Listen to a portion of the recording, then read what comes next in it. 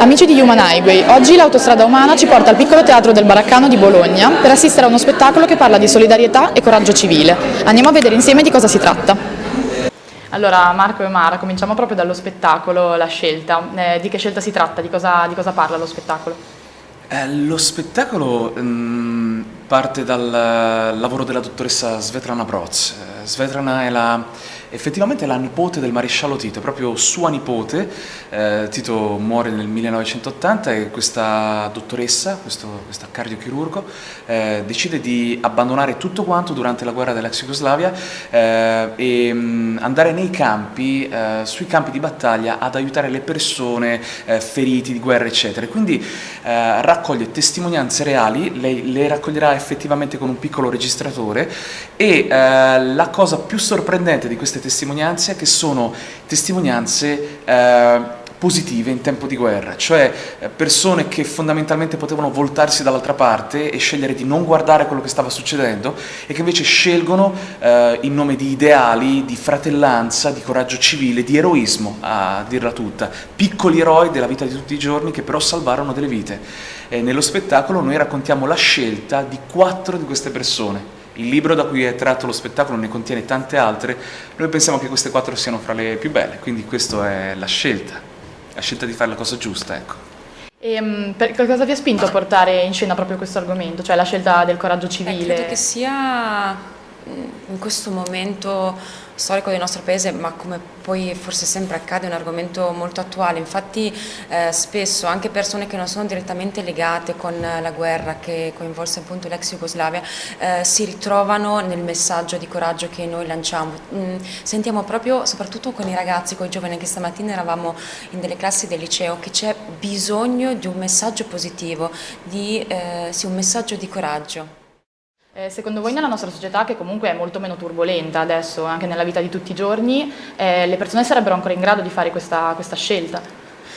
È una bella domanda. Viviamo in una società fondamentalmente spaventata di fronte alle scelte, anche scelte personali, scelte lavorative, di carriera, anche scelte di posizione, e queste storie è come se rappresentassero un po' l'Himalaya delle scelte, e quindi di fronte il nostro messaggio conclusivo è: se loro, nelle loro circostanze, hanno scelto di fare queste cose, noi sotto sotto non abbiamo scusanti.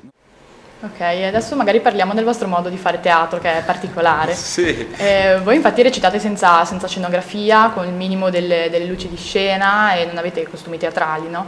E come mai questa scelta?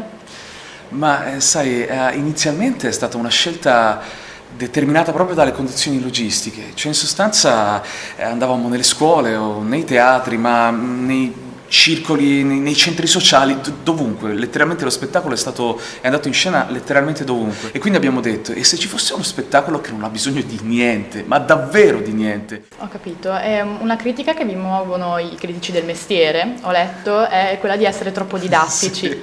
Sì. Mi spiegate in che senso lo dicono e qual è la vostra risposta? Dicono che siamo spudoratamente didattici, cioè nel senso che lo spettacolo volutamente dice: noi partiamo con questo messaggio e questo è il messaggio, cioè noi abbiamo delle scelte, dobbiamo trovare il coraggio di farle. E molti dicono: sì, ma questo è troppo scontato, dovreste lasciare che lo spettatore torni a casa e pian piano medita su questi esempi, allora capisce quello che voi volete dire.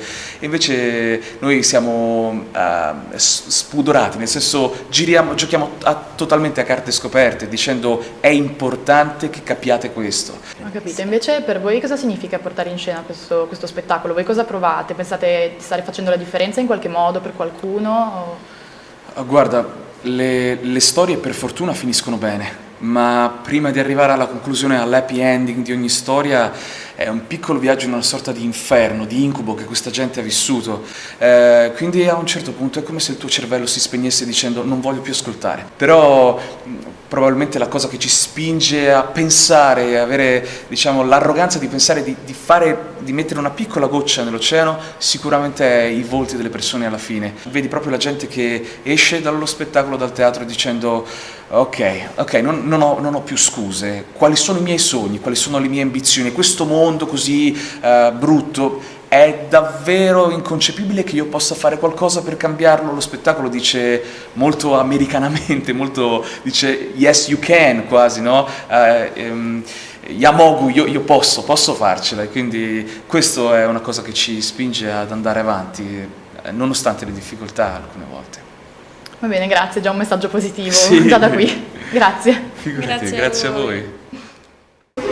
Lo spettacolo è stato sconvolgente e se mentre lo guardi ti domandi ma io che scelta farei? Quando esci lo sai. Non posso farci niente. Oh, non voglio farci niente. La scelta è mia La scelta è nostra. e spetta unicamente e sempre Ad ognuno di noi. Claudia. Grazie mille.